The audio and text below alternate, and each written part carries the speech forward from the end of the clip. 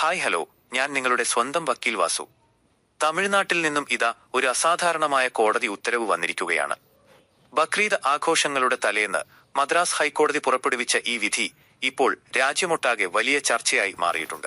തമിഴ്നാട്ടിൽ പശുക്കളെയും പശുക്കിടാങ്ങളെയും അറുക്കുന്നത് പൂർണ്ണമായി തടയണം എന്നാണ് കോടതി ഉത്തരവിട്ടിരിക്കുന്നത്. എന്താണ് ഇതിന്റെ പിന്നിലെ നിയമവശം എന്ന് വക്കീൽ വാസു കൃത്യമായി പറഞ്ഞുതരാം. കോയമ്പത്തൂരിൽ പൊതുസ്ഥലങ്ങളിൽ പശുക്കളെ അറുക്കാൻ താൽക്കാലിക ഷെഡുകൾ കെട്ടുന്നു എന്ന് കാണിച്ച് സമർപ്പിച്ച ഹർജിയിലാണ് justice GR Swaminathan, justice V Lakshminarayanan എന്നിവരടങ്ങിയ വെക്കേഷൻ ബെഞ്ച് ഈ വിധി പ്രസ്താവിച്ചത്. തമിഴ്നാട്ടിൽ ഒരു പശുവിനെയോ പശുക്കിടാവിനെയോ അറുക്കുന്നില്ല എന്ന് ചീഫ് സെക്രട്ടറിയും DGPയും ഉറപ്പുവരുത്തണം എന്നാണ് നിർദ്ദേശം.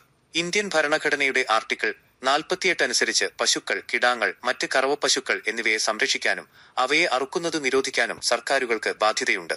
കൂടാതെ 1976 തമിഴ്നാട് സർക്കാർ പാലിന്റെ ഉൽപാദനവും ഗ്രാമീണ സമ്പദ്വ്യവസ്ഥയും മെച്ചപ്പെടുത്താൻ പുറപ്പെടുവിച്ച ഗോവധ നിരോധന ഉത്തരവ് കർശനമായി നടപ്പിലാക്കണമെന്നും കോടതി ഓർമ്മിപ്പിച്ചു.